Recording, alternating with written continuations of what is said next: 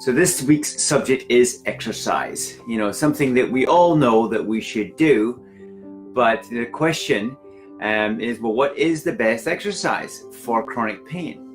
Well, I think the first thing to say is, what is the worst thing to do? And the worst thing to do is to do no exercise, because the science shows that if we don't exercise, we literally atrophy. Our muscles reduce in size, the function of our cells starts to become impaired, and generally we become dysfunctional, and that can relate to simple fatigue to begin with, and then can go on to sort of weakness of the muscles and poor functions in life.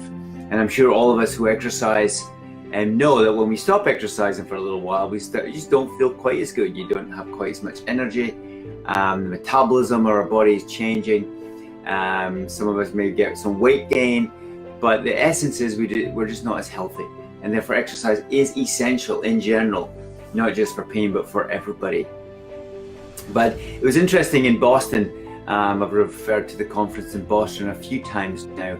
It was in September this year, where the world leaders came and we're talking about lots of subjects around pain, and one of which was exercise. And then the up-to-date information from the researchers is we do not know which exercise is best for chronic pain. All that we know is it's important. And that's great news, because not every exercise is applicable to everybody. Some people like just going for a walk or a run. Some people have their favorite sports, maybe like rowing or soccer, and others may like going to the gym and hanging out there for an hour several times a week or even more. So whatever you enjoy doing, make sure you do it. And what I'd like to add is, when you're doing it, really enjoy it. Put a smile on your face. The benefits of it afterwards, and that's why we often do exercise, is because it feels wonderful afterwards. But why not enjoy it as well through the activity, and just being grateful and reflecting and having some positive thoughts and connecting your heart to the whole process to make the actual time that we spend in exercise enjoyable will actually help you, I think, a little bit more than just doing the regular aerobic workouts.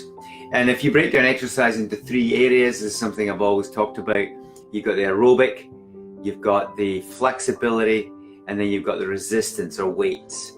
So with aerobic, that's your walking, running, jogging, rowing, and team sports often contain lots of the aerobic type, get your heartbeat out, get a sweat going, and help your metabolism. And then the second one is flexibility. The classic would be doing yoga, or just some simple stretches that on a regular basis. There's no real important time of the day to do that. The key thing is you're doing it on a daily or almost daily basis.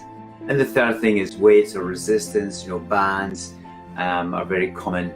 I use a mixture of bands and weights now a little bit, not too much, but really good to help build up some resistance for the muscles there, and to enhance that health in a slightly different way from aerobic and stretching. But the combination of all three, I think, is where the gold is, and I encourage people to consider doing that.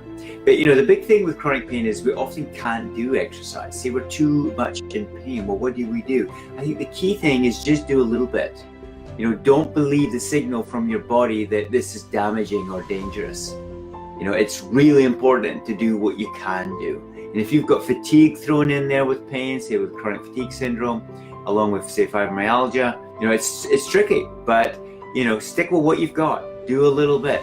Don't let the brain tell you that this is bad and you shouldn't do it. You'll know if you're doing too much, because you'll be wiped out the next day, and therefore you should do less activities. But at the end of the day, it's important we start where we are, do a small amount, and then slowly bring it up, step by step, step by step, step by step.